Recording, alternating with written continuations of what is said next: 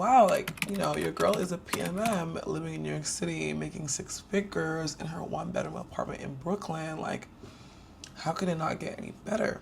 Hey, sexy ladies. Welcome back to another YouTube video where I'm going to be talking about my job in product marketing. Today, I'm going to be showing my journey, how I went from college to landing the full-time role, and what you need to do to break into PMM. So I'm going to put an agenda up here with the timestamps.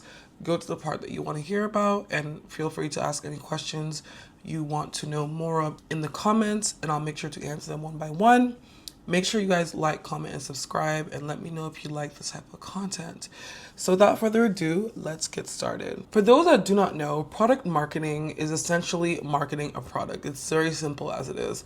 Once the people who have developed the product have finished developing it, from idea to creation, they want to put it in the market, which means basically putting the product in front of the people who need to use it, engage in it, who they're selling to, and that's where we come in. They create the product and they give it to us to market the product.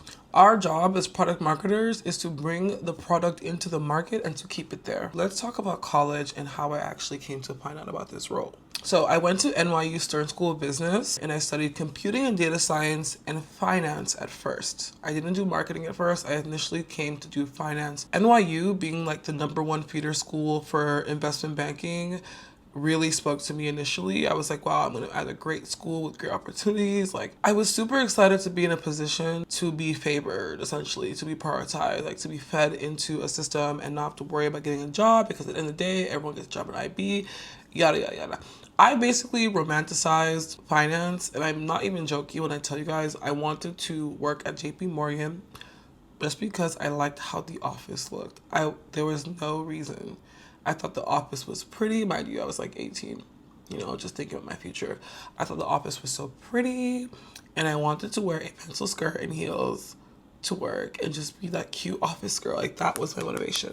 Okay, and I was sticking with it. That was until I took my first statistics class, and stats ruined me. And I don't think it was the course, but rather the teacher and just getting used to college. And I learned something in my first year of college, that there are two types of people. There are people who are not really passionate about something but are naturally gifted and talented at something, so they can keep doing it.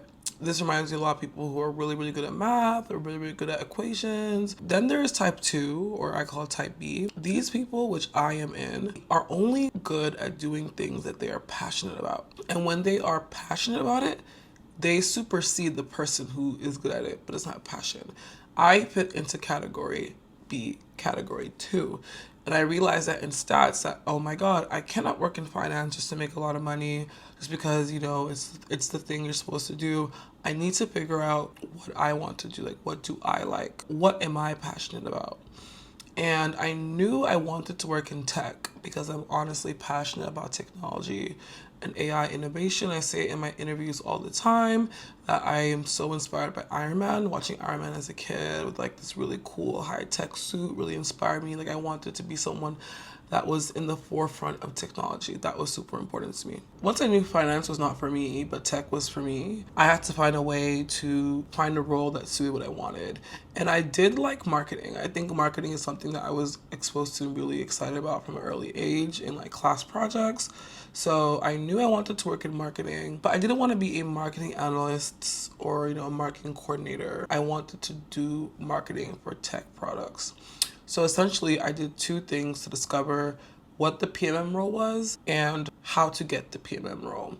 The first thing I did was reverse searching on Google that would ask you what you're interested in, 50 to 100 question quizzes to figure out what type of role you would be better suited for. So that's where I came across the idea of product marketing. There were a couple options, and I'll try and find the link for those quizzes later, but there were a couple options, and I saw product marketing, and I saw it was tech focused, and I was like, oh my God, like Google, Facebook, Microsoft, Apple all have product marketing jobs. And I was like, this is amazing. Once I knew I wanted to do product marketing, I changed my degree from finance to marketing. My mom wasn't super excited about me doing marketing, but I was like, don't worry. Like, I know I want to do marketing, but I know that I'm going to do marketing in a position that is high tech, that is well paid. And I was still doing computing and data science. right? So that combination was perfect for getting into product marketing. And on top of that, going to NYU Stern School of Business is also super, super important.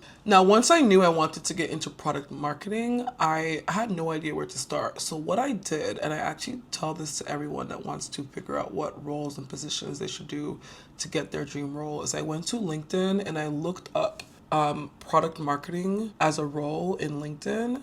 And I looked at the first and second connections to see people in my network who were product marketing managers. And I didn't just connect with them, but I also stalked the fuck out of them. Like, I stalked them down. Like, I would look at where they are right now. Let's say they're a product marketer at Facebook, and I would see every internship and role that they did to get to where they are now. Like, it's what we call in work, it's like a work back schedule. Like, what do I need to do to get to this number one thing? I need to do 1, 2, 3, 4, 5. So I knew exactly the steps I needed to get into the role. And to add, product marketing may be a little bit too loose to just look up on LinkedIn. So one thing I always tell people is to write down 50 companies you want to work at. Write them down and track them, you know. So I would look up product marketing at Netflix and see what they did to get there. Product marketing at Pepsi and see what they need to get there. Product marketing at Google and see what they need to get there. I got my job all on my own. There was no career counseling. There was no nothing. I did it all by myself. I went on LinkedIn. I reverse searched. I was on page 25. But mind you, I went to school during COVID. And that is an important note, me going to school during COVID, because I had a lot of free time and I used my free time wisely. And what I mean by that are my early experiences. Internships, projects, side hustles that all shaped my resume to get me into product marketing. Let's talk about that. And I'm gonna keep it really simple. I'm actually going to read my resume for you guys and my LinkedIn so I can just lay it all out. I'm not someone that will ever gatekeep information. Like, it's never that deep. During COVID, the first thing I did was a virtual program at KPMG as a data analyst, just trying to see what data is like and this and the third. The second thing I did was a future innovator discovery program at Accenture. And these are honestly, I think, COVID specific programs, like programs that you could just do online by yourself at your own pace to get accustomed with like work experience. So I did that in 2020. Mind you, I started college in 2019. After that, mind you, this was during COVID, my school had this coronavirus response fellowship program. I applied for the team, joined it, and I was able to create a solution. Any technological or entrepreneurial problems for businesses caused by COVID, we created a solution. We competed against other students. And I don't remember, I think we placed like 4th, which was pretty good, but that was just an early experience that I got just to get myself accustomed to how to take an idea from, brainstorming to launching. Now, after that, as I was working in the coronavirus fellowship, remember I said that I was doing a lot of reverse searching, and I came across someone that worked as a product marketing manager at Google. And I'm so thankful for this girl because she went to my school. I wasn't close with her, but I was so inspired by her. So she worked at Google as a product marketing manager. And I looked under like what experience did she have to get there. And she did this thing called the Google Bold Immersion Program. Now, for context, the Google Bold internship is the internship for PMM or for marketing or like for business roles at Google. And then you hopefully get the return offer to become a PMM or whatever role you want. But they have a step further for sophomores called the Google Bold Immersion Program, which is a 2-week program where they only select 50 people in the whole US to be part of this program to get early exposure and experience. But really, what the job does is guarantee you an interview for the internship. So I knew I wanted to get that. I knew that was the key for me to get into Google, and I was really set on doing that. So I was looking around to see if I could get a little job, this and a third. I ended up getting a job at a startup company.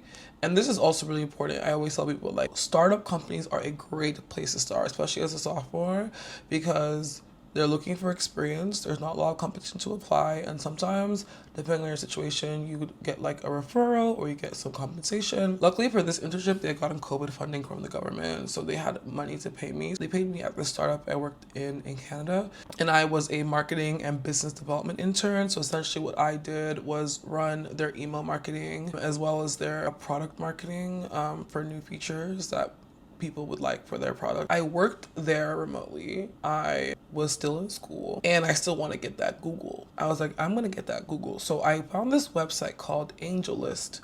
I don't know if they still have this thing available, but they did when I was interning. They have a recruitment section for startup companies. So if you're a startup and you're looking for interns or work, you can apply. Me getting a lot of experience at that time would be really hard. So I was just like looking for something that was easy lift, that was low lift, good opportunity, maybe like some pay or some opportunity. That's one thing I think that was super important for me, is that I got a lot of experience on my resume really young because I was just eager to learn. I wanted to try everything. From there, as I was going through like the website, I came across this startup company and I was like, wow, this is interesting. The CEO of the startup company was an ex-Google director, and I was like, yeah. I was like, I'm getting in there. Like, what? So I applied for the role, got the role. I did social media marketing, and they were like, hey, just so you know, this isn't paid. And I was like, no problem. I already got a job that pays me. And I had told them, I would love to just get experience and a referral for the Google Bold Immersion program.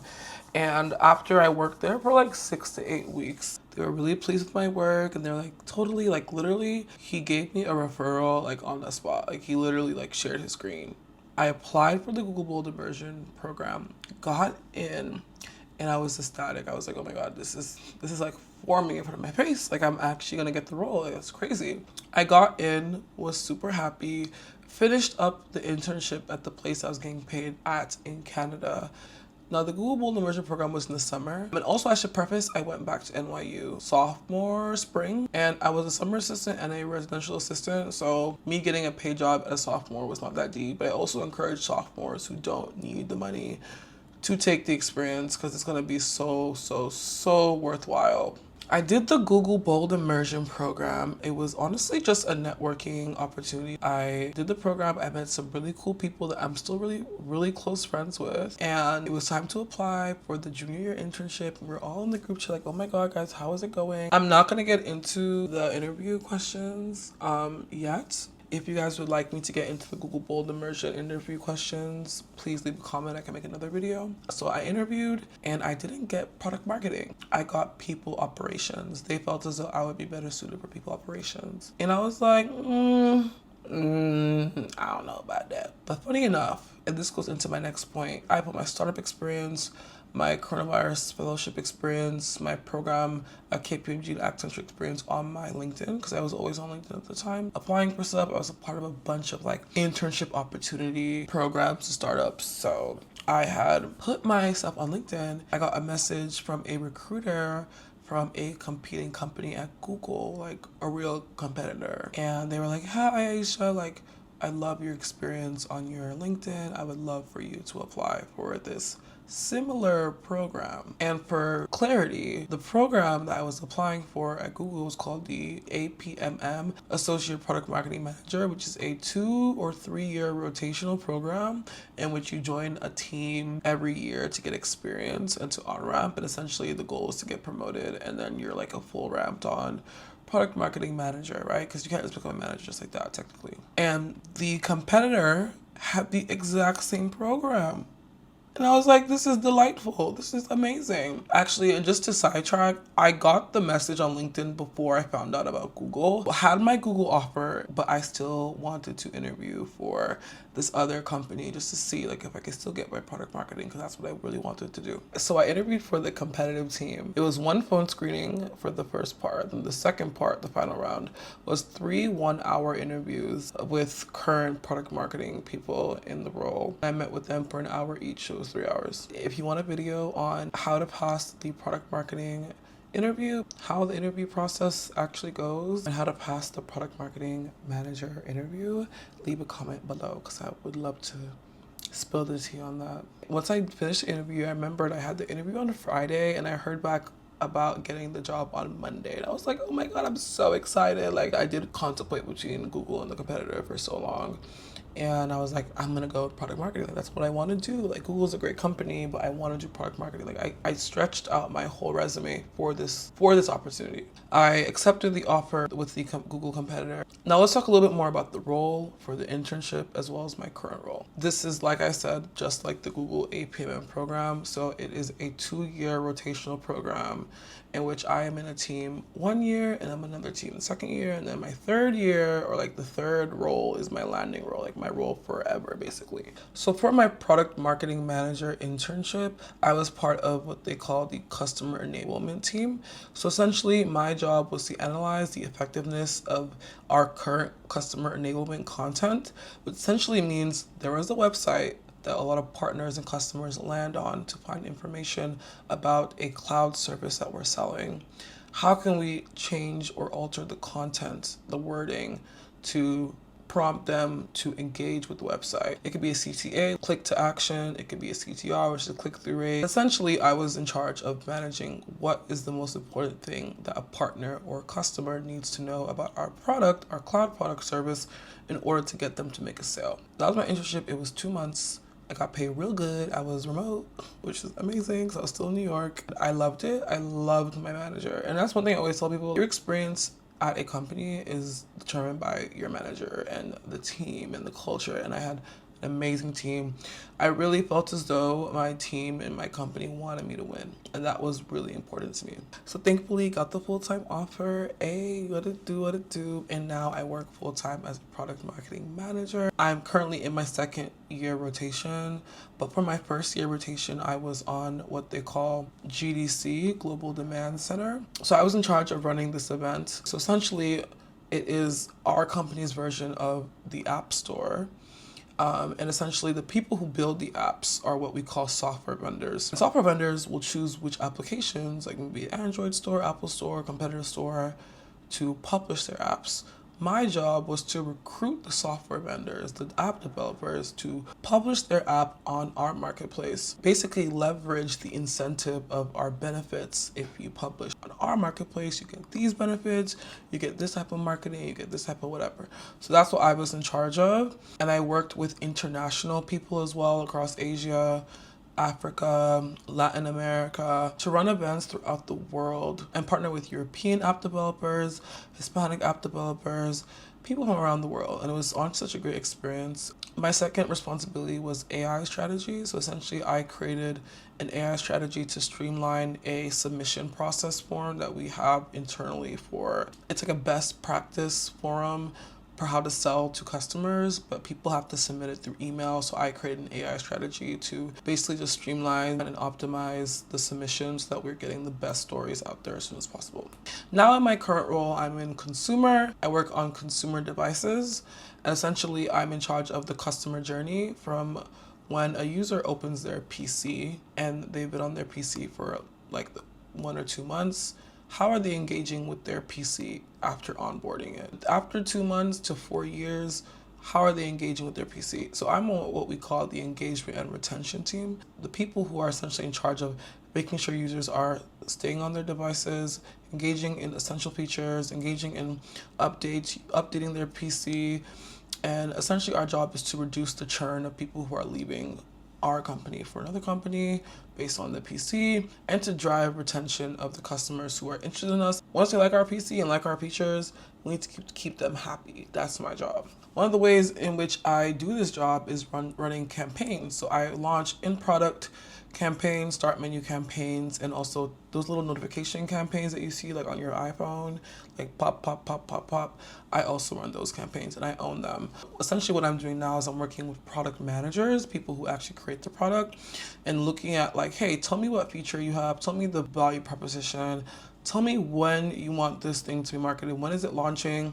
I create the campaign marketing strategy and then we launch it on the user's PC to see it. So that's my current role and my responsibilities. My day-to-day looks like wake up in the morning, go to the gym, making some breakfast, joining a team meeting, a broader team meeting, a one-on-one with my manager, meeting with some stakeholders like PMs or content people or vendors, because we hire people to do some work for us internally. Figuring out the go-to-market strategy, which means, okay, what's the first thing we need to do before this product is launched? How do you maintain the marketing campaign? What's the strategy for marketing? Who's gonna see the campaign? When are they gonna see the campaign? Where should they see the campaign? What type of apps do we need more? And that's actually something I forgot to mention. My first half of my current role, I spent looking what apps we need on our app store. So what apps are we missing? What are popular apps? What are some apps in AI that's becoming really popular? Those are questions I have to think about every day and work with our PMs, our developers to get those apps onto our app store and to create campaigns to further app usage and engagement throughout the entire customer lifecycle journey. So that's a little bit about me. I don't want this video to be too long because I've talked for a long time. If you want another video on how my interviews went, how I passed my interviews, some more answers on PMM work, specific questions, or if you just want to know where to get these type of jobs, how much you get paid for the jobs, leave a comment below and make sure you subscribe and like this video so I can make another video for you guys on how to get into PMM, period. Thank you guys for watching. There will be more PMM content. I want everybody to succeed and get into their dream role, so stay tuned for the next video. Bye.